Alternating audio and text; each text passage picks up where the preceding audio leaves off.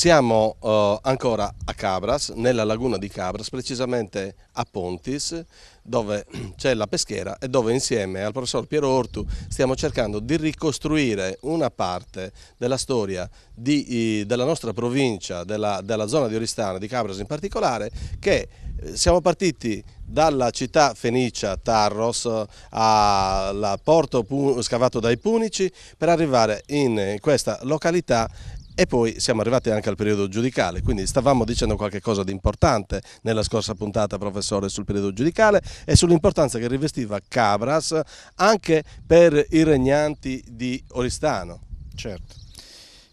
Consideriamo che Oristano diventa capitale giudicale nel 1070, quindi significa che la popolazione prevalentemente di Tarros e di Otoca si riversa su Oristano.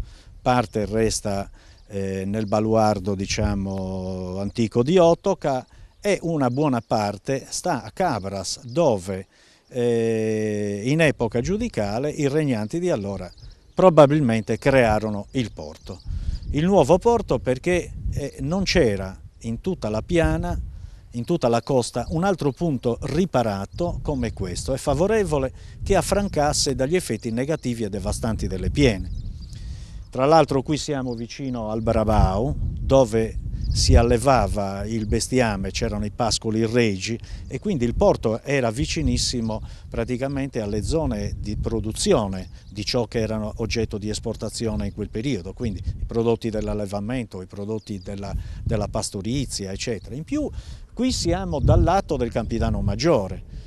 E quindi la stessa città di Cabras, come abbiamo accennato prima, era un baluardo importante perché era la capitale del Campidano Maggiore e tra l'altro una città fondamentale in tutto il sistema socio-economico del giudicato. Era la seconda città del giudicato. Quella torre che vediamo lì si chiama Sadurre Suotu, cioè è un riferimento preciso.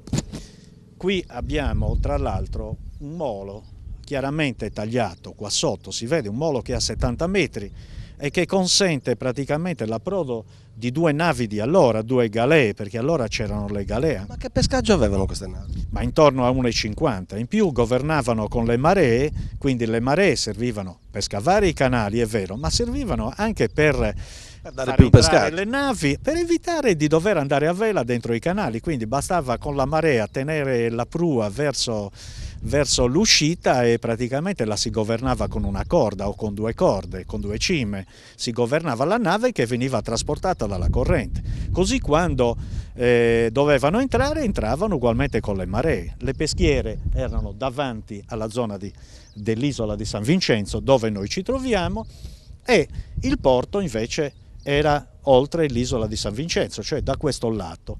Questo è ciò che appare da un disegno, da una stampa del Settecento che era stato fatto vicino a Sosteria, che era stata creata dagli ultimi signori che hanno governato, cioè i Vivaldi Pasqua, che hanno governato le peschiere e il porto medioevale. Però io mi voglio riallacciare ad una cosa molto interessante che diceva il professore poc'anzi. Quando noi conosciamo per esempio Oristano come città fortificata che aveva le sue mura e se non ho capito male il professor Ortu diceva la stessa cosa anche di Cabras, ha parlato di un castello. Quando noi pensiamo ad un castello pensiamo ad una costruzione che viene realizzata in una situazione di elevazione proprio per un discorso di protezione e tutto quanto. Cosa ci faceva un castello a Cabras? Beh, intanto il castello praticamente era una sede fortificata per la difesa della città e poi era importante come luogo di protezione per lo stesso porto che era vicino. Ecco perché la presenza di un castello. I cabraresi sono gelosissimi anche dei due serbatoi che non hanno voluto buttar giù perché gli ricorda qualcosa di importante. In effetti intuitivamente loro sanno che al posto della chiesa di Santa Maria c'era il castello, oggi hanno ritrovato qualche resto, lì c'era veramente il simbolo del potere temporale. Bisogna che vengano incrementate dalle istituzioni tutte quelle attività atte a riportare alla luce tracce del nostro passato. che sono importantissime. Si fa qualcosa, si fa abbastanza per cercare, che ne so, degli scavi, e qualcuno si sta impegnando, sta cercando di vedere che cosa c'era lì sotto questa chiesa.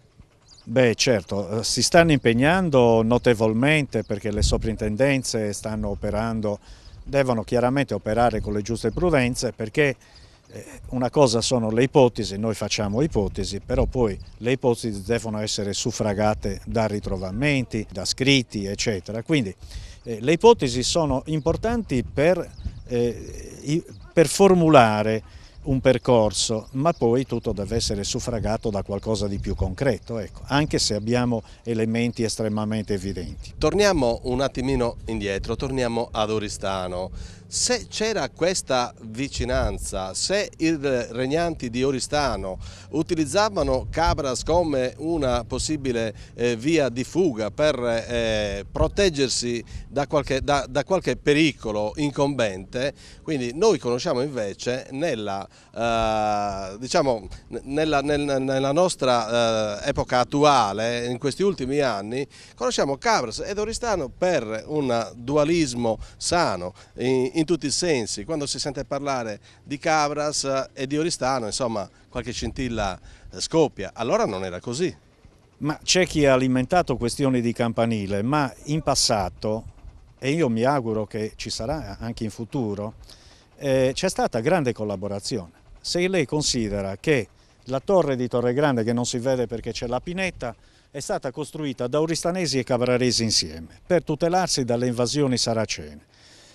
Se considera che l'Argine in destra a Tirso, che è l'attuale strada di Torregrande, è stata costruita su indicazione del Monsignor Bua, ma in collaborazione tra oristanesi e cabraresi per affrancare Cabras dalle alluvioni.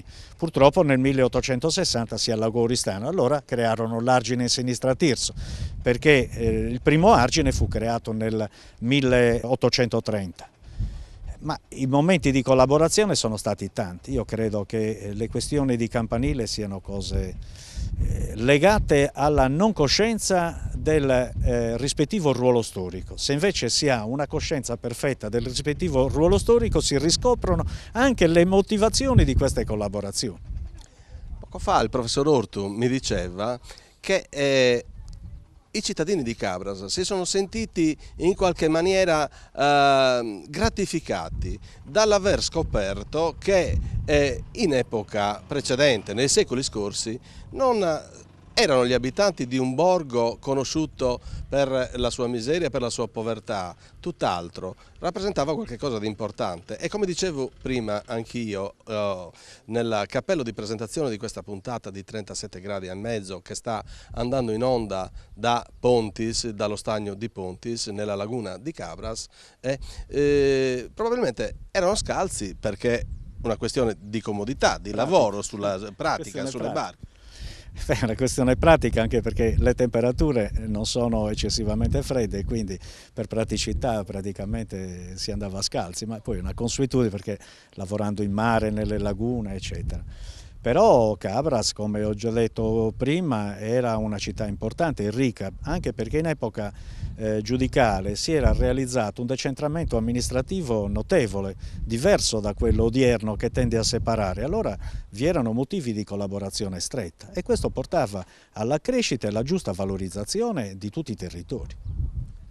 Benissimo, si potrebbe rimanere ore a parlare con il professor Piero Ortu di queste vicende che riguardano il nostro passato, però io vorrei invitare i nostri telespettatori a venire a visitare questo territorio, perché non è solamente Pontis la località da cui noi stiamo parlando. Il Sinis è un'oasi faunistica di straordinaria bellezza e di grandissima importanza. All'interno di questa oasi qui troviamo il sito di San Salvatore di Cabras, a pochissimi chilometri dal paese, dove c'è un tempio ipogeico importantissimo che vale la pena veramente di visitare, e poi soprattutto siamo a un passo da San Giovanni di Sinis e dalla città di Tarros, che veramente merita la pena di essere visitata. Ed infine a San Giovanni c'è la chiesetta paleocristiana di straordinaria bellezza. A me non rimane altro altro che ringraziarvi per averci seguito anche in questa puntata di 37 gradi e mezzo,